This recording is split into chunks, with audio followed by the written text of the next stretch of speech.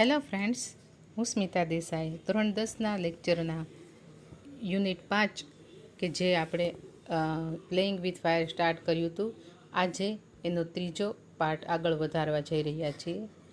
અત્યાર સુધી આપણે આ પાઠમાં જોયું છે ફટાકડાની બનાવટ અને ફટાકડામાં વપરાતા પદાર્થો વિશે, સાથે સાથે કઈ રીતે એની અંદર પ્રકાશ અને રંગોનું સંમિશ્રણ કરવામાં આવે છે એની પણ આપણે માહિતી અત્યાર સુધી લીધી છે. આગળ ઉપરની માહિતી હવે આપણે જોવા જઈ રહ્યા છીએ. The principle behind any firework is that when heat is applied to fuel the gunpowder, it burns using oxygen. However, because the fuel is packed tightly to keep the heat in, the burning takes place all of a sudden. It causes the characteristic loud noise. The actual manufacturing process of firework is simple.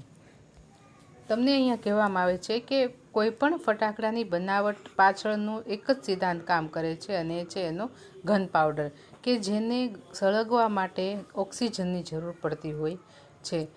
આમ તો મોટાભાગે gun પાવડરને અથવા તો ફ્યુઅલને હંમેશા tightly જ packing રાખવામાં આવે છે, જેથી કરીને જ્યાં સુધી એને ગરમી આપવામાં ન આવે ત્યાં સુધી એની અંદરનું ટૂંકમાં જે સળગવાની પ્રક્રિયા છે એ ગરમી વગર ઉત્પન્ન થતી નથી, અને પછી જ્યારે તે સળગે છે ત્યારે એક મોટા ધડાકા સાથે બહાર આવે છે. The actual manufacturing process of firework is simple. ફટાકડાની જે મુખ્યત્વે બનાવટ છે એ ઘણી બધી સરળ છે. એમાં કઈ કઈ પદાર્થોની ઉપયોગ કરવામાં આવે છે તો આપણે એમાં જોઈએ તો the raw materials required are fuel, binders, oxidisers કે જે એને સળગવામાં મદદરૂપ થાય છે, and a few other materials. The ingredients are ground and mixed well. The mixture is pushed through a machine from which it comes out along rolls or strips, and then rolled in cardboard or old newspapers with a fuse. એટલે કઈ રીતે એક ફટાકડો જે આપણી નજર સામે આપણે જોતા હોઈએ છીએ, કે જે ફટાકડાને આપણે દિવાળીમાં કે પ્રસંગોપાત ફોડતા હોઈએ છીએ, બને છે કેવી રીતે, તો અહીંયા એની આખી પદ્ધતિ, આખી પ્રોસિજર નજર સામે આપવામાં આવી છે, કે ભાઈ એની અંદર વપરાતા પદાર્થોમાં ફ્યુઅલ, બાઇન્ડર્સ અને ઓક્સિડાઇઝર્સ આપવામાં આવે છે, અને બાકીના થોડા બીજા મટીરિયલ્સ ઉમેરવામાં આવે છે. સાથે સાથે ગન પાવડર કે બ્લેક પાવડર તો ખરો જ. આ બધા જ પદાર્થોને સરસ રીતે મિક્સ કરી અને એને એક મશીનની અંદર ધકેલી દેવામાં આવે છે. એટલે આખો જે માવો તૈયાર થતો હોય છે એ માવાને એક મશીનની અંદર એડ કરવામાં આવે છે, અને એ મશીન થ્રુ ધીમે ધીમે એ માવો જ્યારે બહાર નીકળે છે ત્યારે રોલ અથવા તો પટ્ટીના સ્વરૂપે બહાર આવે છે, અને પછી એ રોલને કાર્ડબોર્ડ અથવા તો જૂના પેપર કે છાપાની અંદર વીંટાળી દેવામાં આવે છે. આ રીતે એક આખો ફટાકડો આપણે માટે રેડી થાય છે. આપણને ફટાકડો ફોડતી વખતે આ બધી બાબતોનો ખ્યાલ નથી હોતો કે કઈ રીતે આની પાછળ બનાવવામાં કઈ કઈ વસ્તુ વાપરતા હશે, અથવા તો કઈ રીતે મહેનત લેતા હશે એક પદાર્થને બનાવવામાં. એટલે આપણે એ વસ્તુમાં બહુ ધ્યાન આપતા હોતા નથી, પણ આ બધા જ પદાર્થોનું સંમિશ્રણ કરી અને એક ફટાકડો આપણી માટે તૈયાર કરવામાં આવે છે. પણ એક વાત તો આપણે ભૂલી જ જઈએ છીએ કે ફટાકડા જેટલા આપણને ગમે છે ફોડવા, સાથે સાથે એ એટલા ડેન્જર પણ છે. The greatest danger of pyrotechnic is that it deals with fire. સૌથી મોટામાં મોટું જો કોઈ ખતરનાક એનું પાસું હોય તો એ છે કે સીધું આગ સાથે સંબંધ ધરાવે છે. બરાબર ને? કોઈ પણ ફટાકડો ફૂટે ત્યારે એમાંથી આગ ઉત્પન્ન થયા વગર રહેતી જ નથી.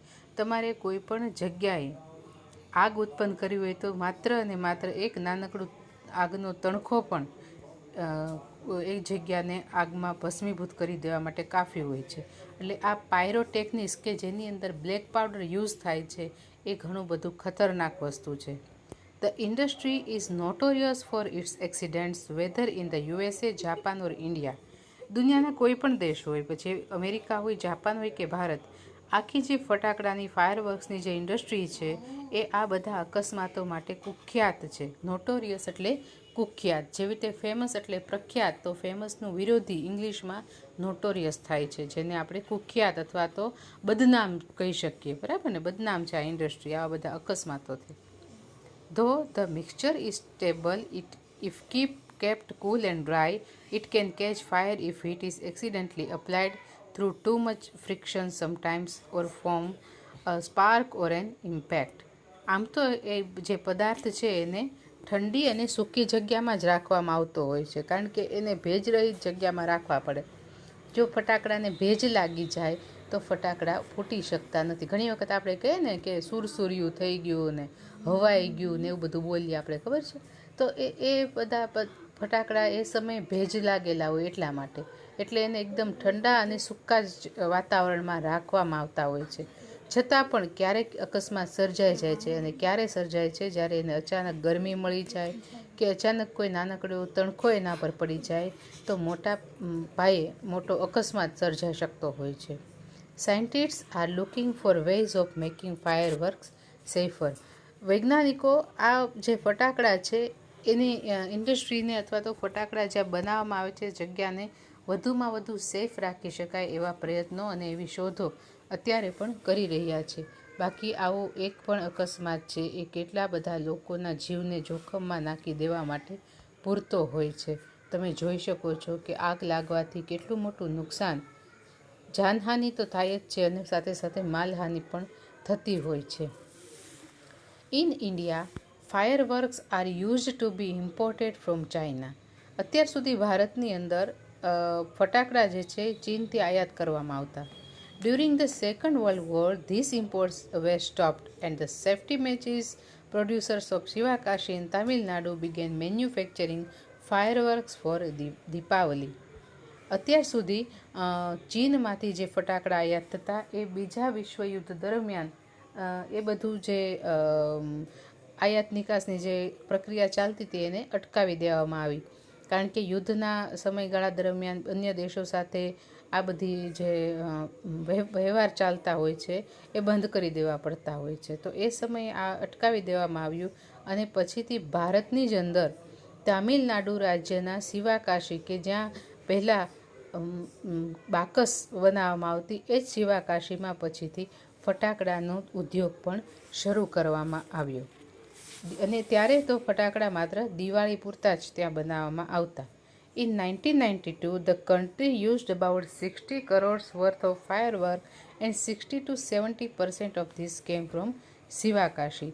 1992ની અંદર દેશની અંદર લગભગ 60 કરોડ જેટલા ફટાકડા, 60 કરોડની કિંમતના ફટાકડા બનાવવામાં આવ્યા.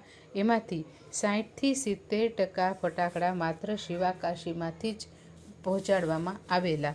એટલે કે શિવાકાશીમાં એ ઉદ્યોગ ધીમે ધીમે ધમધમતો થઈ ગયો અને પછીથી શિવાકાશી છે ફટાકડાનું મુખ્ય કેન્દ્ર ગણાવા લાગ્યું છે.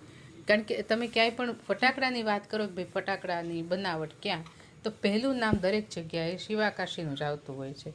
ત્યાં પણ આવા ઘણા બધા અકસ્માતો થયેલા છે ભૂતકાળમાં પણ, કારણ કે આ જે ઉદ્યોગ છે એ ઉદ્યોગ જ એટલો બધો ખતરનાક છે કે એક નાનકડી ભૂલના કારણે બહુ મોટું નુકસાન લોકોને ભોગવવું પડતું હોય છે. તો તમે જોઈ શકો છો કે કઈ રીતે ત્યાં કારીગરો ફટાકડાને બનાવે છે, એને બ્લેન્ડ કરે છે, કઈ રીતે એનું મિક્સચર છે એ આવી રીતે રોલ કરીને વાળવામાં આવે છે વગેરે. બહેનો પણ અને ભાઈઓ પણ આ ક્રિયામાં સાથ આપતી હોય છે.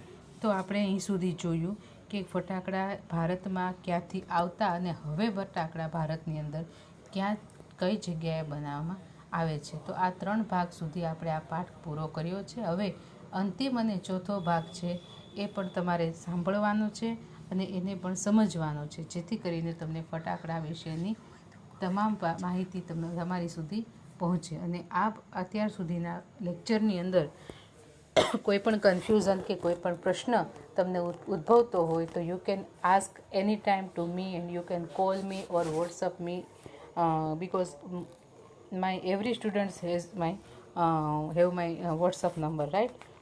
So you have to like, share and subscribe this lecture. અને તમારા અન્ય વિદ્યાર્થી મિત્રોને પણ ચોક્કસથી આ લેક્ચર સાંભળવાનો અને જોવાનો આગ્રહ કરજો. તો આપણે અહીંયા આ પાઠ અત્યારે પૂર્ણ કરીએ છીએ. ટાટા.